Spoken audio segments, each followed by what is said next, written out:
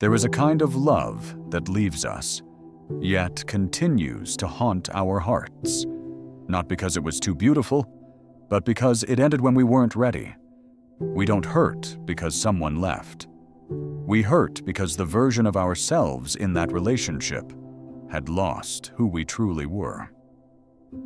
You once loved with all your heart, sacrificed, waited, only to find yourself replaced, forgotten, as if you had never existed in his life. And then one day, you hear that he's happy with someone new. They laugh, they post photos, they live a life that seems to have never included you. You wonder, does he ever think of me? Is there anything I could do to make him realize the true value of what I gave? That is not just a question about love. It's a question of the self. How can someone who left ever truly see you again? Not with pity, but with the deepest regret. The answer doesn't lie in long messages in trying to make him jealous or hoping his new relationship will hurt him. The answer isn't outside of you. It lies within you in the energy you emit when you truly return to yourself. Carl Jung once said, "Until you make the unconscious conscious, it will direct your life, and you will call it fate." This means that if you don't understand what's truly happening inside you, your pain, your anger, your fear of abandonment, then those emotions will drive your actions in desperation. But when you look straight at them, you begin to have a choice. Not to change him, but to redefine your own value. Modern society often teaches women to become different in order to keep a man more beautiful, more successful, more seductive. But what makes a man come back is not because you resemble someone out there, but because you've become someone irreplaceable. That's a kind of energy you cannot fake or decorate.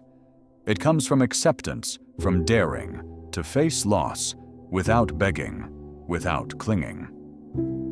If you're in pain, I'm not asking you to be strong right away.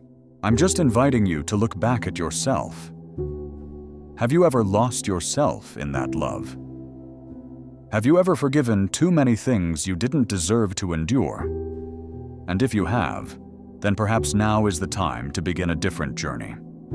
The journey back to your whole self, not for anyone else, but for you. This writing is not to help you manipulate someone into returning. It's a message for women standing between pain and freedom, that there is a path that may make him beg to come back, but it's not the path you think. It doesn't begin with words or actions aimed at him. It begins with the way you treat yourself from this moment on. The first thing, and also the hardest, you need to do after a breakup is to stop chasing. No texting, no ambiguous status updates, no asking his friends how he's doing, no checking his social media accounts, no pretending to coincidentally show up where he might be. Just stop completely. Why? Because every time you reach out, it reaffirms for him that he still holds power over your heart. He doesn't need to come back. He doesn't need to apologize. He knows you're still there, waiting, hoping, hurting, and ready to forgive. But what you don't see is the energy you're sending out. Carl Jung believed that people don't only communicate through words or actions, but through unconscious vibrations that emanate from their inner state. When you're trying to hold on to someone, your energy isn't just love, it's fear of loss, and that very energy makes you appear weak in their eyes. The truth is, no one truly desires what is always readily available. Human psychology is inherently drawn to scarcity. What might be lost, what isn't easy to obtain. When you chase someone, you strip away all your magnetism. On the other hand, when you pull back, preserve your energy, and enter into silence, something strange begins to happen. He feels the absence. At first, he will enjoy his freedom. Maybe for a few days, maybe for a few weeks. He'll think, finally I'm out. She'll be okay. But when the usual attention disappears, when the long messages vanish, when your care goes silent, a quiet confusion starts to creep in. What is she thinking? Is she sad, or has she truly forgotten me? That very ambiguity creates the pull. That empty space forces him to face his real emotions, not because you're doing anything, but because you're doing nothing. You stop speaking, and your energy begins to speak for you. Energy doesn't lie. When you truly withdraw from a place of consciousness, not to manipulate, but to heal yourself, the other person will sense it. He will no longer see you as the one who's always willing to stay, no matter what. Instead, he sees a woman who knows her worth enough to let go of what no longer deserves her. This is not a power game. This is the journey of reclaiming your self-respect. Stopping the chase doesn't mean you hate him, nor does it mean you're hoping he'll now chase you. It means you're restoring your inner boundaries, where you no longer act from fear, but from clarity. The interesting thing is, once you step into this state, he'll feel the shift even before you say a word. He may start to test you, sending a casual message, liking an old photo, dropping a vague comment. Don't get excited. That's not love. That's his ego being triggered, because your energy has left. And now you must stay very aware. Don't react immediately. Don't rush to show you still care, because if you return to your old role, the one who's always ready to wait, you'll lose all the inner progress you've made. On the contrary, if you remain steady, continue investing in yourself, healing, growing, and stay unshaken by these ambiguous signals, then, and only then, will true attraction form, no longer from images, words, or tricks, but from depth, the confident and peaceful silence you now carry. Men never forget a woman who knows how to retreat with grace. No anger, no begging. Simply, no longer there. Your absence will create a subtle shock in his subconscious, something your previous presence could never achieve. And if the feelings were real, he'll begin to think of you more, in quiet moments, in dreams, in those times when the new person doesn't understand him the way you once did. And then longing will no longer be a feeling. It will become an action. But by then, you will no longer be the woman who cried after being left. You will be the one who stepped out of the old cycle. And that very act will make him look at you, for the first time, with complete seriousness. The second thing, rebirth yourself so that he no longer recognizes you. When a man leaves it, may be because he thinks you'll always be the same, that you'll always need him, always stay, always be the familiar version of yourself who compromises and sacrifices. He thinks you'll hurt, you'll wait, and eventually you'll be ready to forgive if one day he returns. But what he doesn't expect is that you choose to be reborn. Rebirth isn't about changing your appearance to become more attractive. It's not about posting cheerful pictures to prove you're fine, and it's certainly not a subtle form of revenge. Rebirth is when you sit down with yourself, face the pain, the emptiness, and the biggest question of all. Who am I when he is no longer in the picture? Carl Jung once said, "One does not become enlightened by imagining figures of light, but by making the darkness conscious." And the moment you dare to face the pain at its root, instead of denying it or covering it up, is the moment you open a new door to true personal growth. That's when you begin to clearly see what you once tolerated. Disrespectful words, unexplained silences, the times you forgave when you should have walked away. And then you realize his departure was actually a chance for you to return to yourself. Rebirth is the process of rebuilding yourself, not to please anyone, but to live more authentically. You begin to care for your body, not to be more seductive to him, but to be healthier for you. You pursue a project, a passion, a job, not to prove anything, but because you crave a sense of meaning again. You learn how to sit in silence, not swept away by loneliness, but accepting it as part of your healing journey. And then a special moment comes. You look in the mirror and no longer recognize the old version of yourself. Your eyes are more grounded, your voice more composed, your energy no longer one of waiting, but of full presence. You no longer need anyone to fill the void, because you've filled it yourself with love and honesty for your own inner world. When you reach that point, you don't have to do anything for him to come back, because if he has eyes to see a heart to feel, he will sense that transformation from afar. He might come across a picture of you, not just different in appearance, but in aura. He'll see a woman who no longer clings, no longer longs, no longer lets herself be dictated by someone else's emotions. A woman he once knew, but who now exists as an entirely new version, strong, serene, and full of inner power. And what draws that man in is not your outer perfection, but something invisible you've moved beyond him without losing your heart.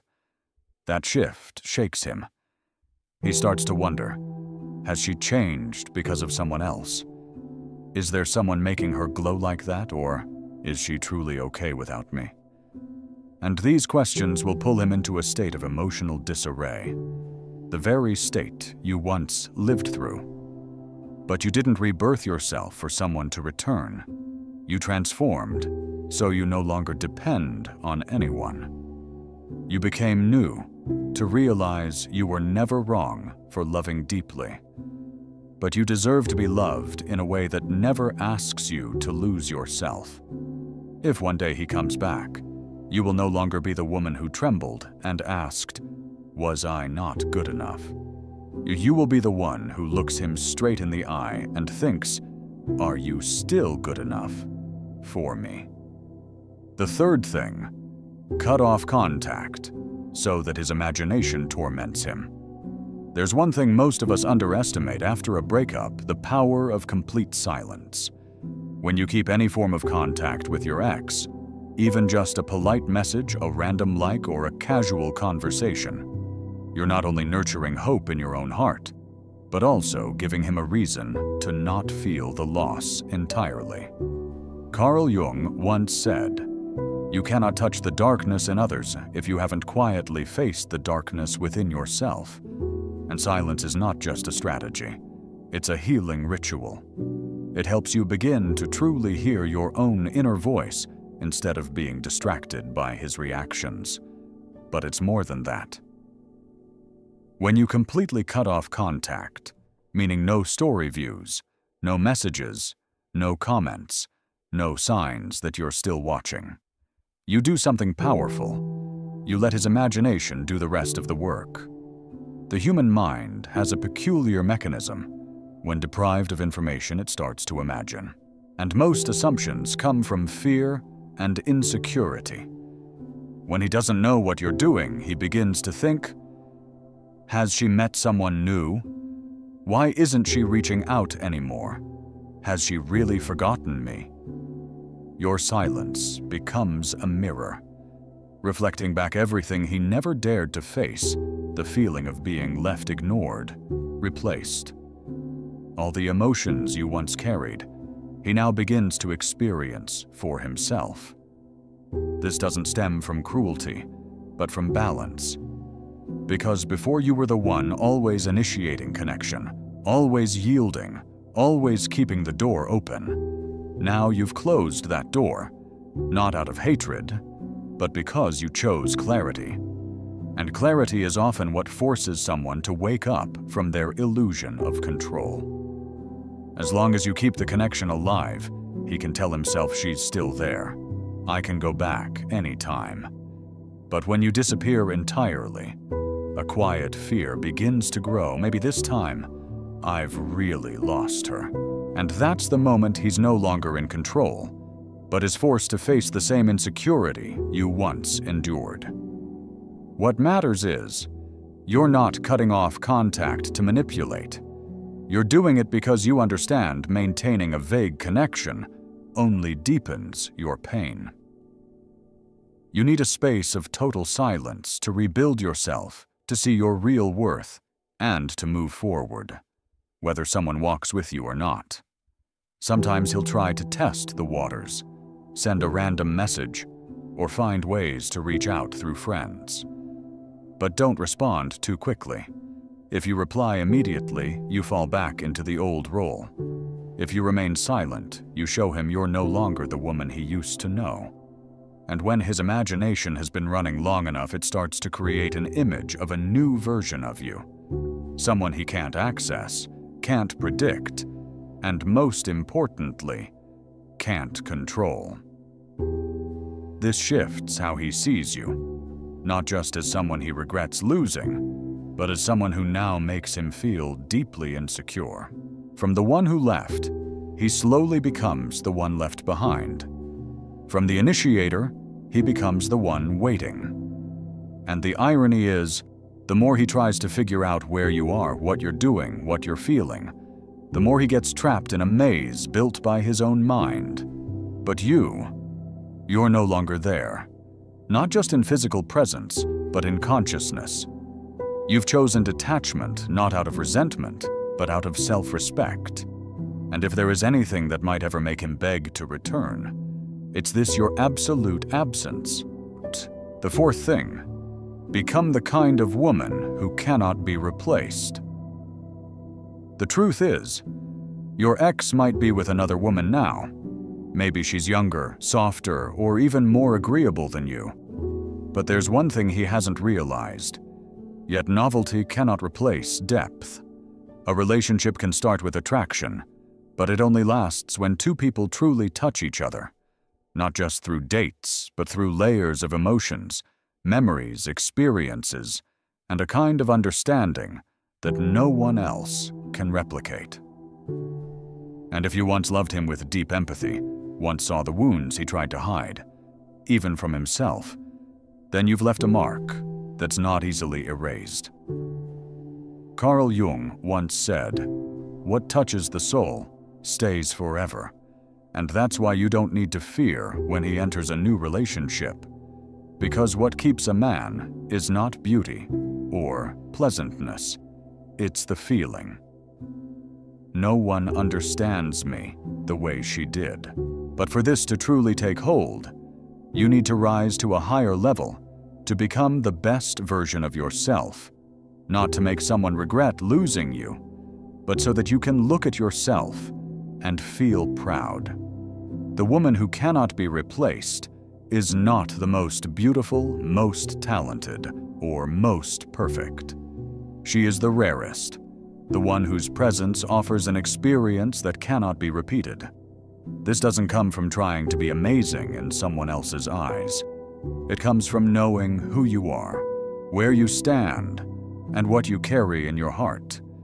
You don't talk too much, don't need to make a scene, don't compare or compete. You shine in your own way, quietly, deeply, but in a way that others can't look away. Remember the things that made you special in that past relationship, the way you listened when no one else understood him, the way you were gentle with his hidden wounds, the way you touched the real parts of him, not the image he tried to project.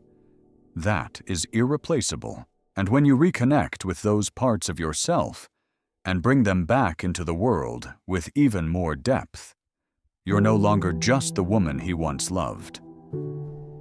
You become the embodiment of something he has lost, a real connection, a true presence, an authentic love. While he is with someone else, the days may begin, light-filled with laughter and a sense of starting fresh. But soon enough, he'll start to feel it. No matter how good the new person is, something is missing. No one looks at him the way you did. No one listens without judgment the way you used to. No one walks into his inner loneliness and says, "I'm still here." And that sense of something missing becomes the deepest torment. Not because the new woman isn't good enough, but because he once had something rare, and let it slip through his fingers. But you're no longer the same. You've grown. You no longer cling. You no longer base your self-worth on whether someone loves you or not. You've become a woman who is independent whole, who knows what she wants, and who will not accept anything less. That is what makes you irreplaceable. Not because he can't find someone else, but because no one else can be you. And if one day he comes back, it won't be to have you again, but to be near a woman he is only now beginning to truly see, the one who once loved him with truth, who left in silence, and who no longer needs him to feel whole. The fifth thing, when you truly let go, that's when he starts to chase. There's a paradox in love that not everyone understands. People only truly crave something when they feel they no longer possess it. And in many cases, a man only begins to wake up when you genuinely walk away. Not out of anger, not to manipulate, but because you've let go from deep within. Carl Jung once said, "You cannot awaken someone who is pretending to sleep." And the truth is, as long as you still hold on to a shred of hope, as long as you secretly check his stories, still follow him from afar, still feel that pang when someone mentions his name, no matter how strong you appear, your energy is still sending one message: I'm still waiting. But the moment you truly let go, meaning you no longer make plans for his return, no longer imagine the reconciliation talk, no longer place your heart in the hands of a vague possibility, that energy begins to create an invisible shift. You begin to return to real life. You're not just trying to stay busy to forget him. You genuinely want to live each moment fully, whether it's a morning coffee, an evening walk, or a project you had once postponed. Your heart is no longer stuck in the past, but open to the present. And the moment you stop trying to move on, you already have. And then something strange starts to happen. He begins to miss you, not because you're still there, but because your absence has become undeniable. The things you used to do for him, the things you used to share, the deep understanding you once offered, are no longer present. And the presence of someone new, however pleasant or exciting, cannot fill that void. Because someone new can only offer a new experience. They cannot replace the deep bond you once shared. A man's awakening does not happen in the moment you beg him to stay, but in the moment you no longer need anything from him. When you don't message, don't reply, don't react. When you are no longer the version of yourself who always forgave. When you choose yourself instead of clinging to a fragile hope. That's when he begins to realize she's really gone. And that's what makes him start to chase, not chasing for the sake of a power game, but for something deeper, the fear of losing something truly meaningful.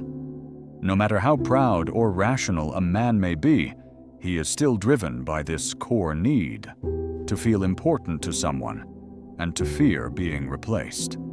And when he realizes you no longer place him at the center of your world, it wounds his ego, and at the same time, awakens the real feelings he once buried. However, when he comes back, you have already changed. You are no longer the woman who cried while begging for love. You no longer wait for apologies or a cinematic comeback, because you understand if he couldn't see your worth from the start, then chasing you after you've let go no longer moves you. What brings you peace is not someone returning, but the fact that you have returned to yourself, whole, strong, and without regret. Because the truly magnetic woman is not the one who makes a man chase her out of fear of loss. She is the one who has walked far enough that, if he wants to come closer, he must grow to be worthy of her. Perhaps you once loved someone with all your heart. You gave him your care, empathy, gentleness. You were his safe haven when he was shaken as anchor when he lost direction. But somehow you were written out of the story, as if your presence was a given and your love was something easily replaced. You hurt. You asked yourself, where did I go wrong? You tried to hold on to hope, even changed yourself to be loved again. But then you grew tired, and one day, instead of chasing, you stopped. This entire piece is not meant to teach you how to make someone come back. It's a reminder that when you truly return to yourself, you no longer need anyone to return. And if they do, it is no longer the center of your story, but merely a chapter that has closed, or one that might reopen with a completely new version of you. Carl Jung once emphasized, real change does not come from trying to control others, but from facing and transforming ourselves. And the journey from being the woman who was left behind to the woman no one dares to walk away from is not a tactic, but a profound psychological transformation. You've walked through every layer of pain, from grief denial to anger, and finally, acceptance. You've learned to let go, not because you stopped loving, but because you chose to love yourself more. You understand now that real love cannot exist in ambiguity, pain, and disrespect. I know this isn't easy. I've been where you are, sitting in a dark room, waiting for a message that would never come, rereading old conversations, searching for mistakes in every word, believing I'd never get over the feeling of being replaced. But then I realized the person who caused me the most pain wasn't him. It was me when I refused to let go. Letting go is not the end. It is the beginning of something greater inner freedom, and that freedom will change you. You no longer need to be the perfect woman in someone's eyes. You only need to be yourself, whole, complete, and no longer seeking validation from the outside. You will realize that the right person will never make you feel like you have to fight for love. The one who truly loves you will never make you doubt yourself every day. If you're in a phase of heartbreak, allow yourself to feel the pain. But don't stop there. Keep walking slowly, but steadily. Every step you take away from someone unworthy is a step closer to your true self. And once you find yourself, true love will no longer be something you chase. It will be something you naturally attract because your energy has transformed. If one day he comes back begging to start over, look into your heart for the answer. Don't base it on memories. Don't base it on loneliness. Base it on the maturity you've gained in the months he was gone.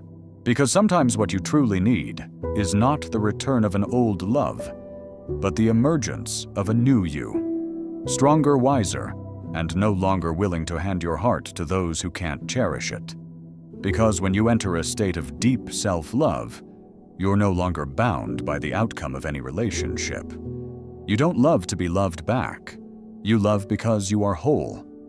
And that is what creates an irresistible magnetism, not because you try to seduce, but because you have become the light for your own soul.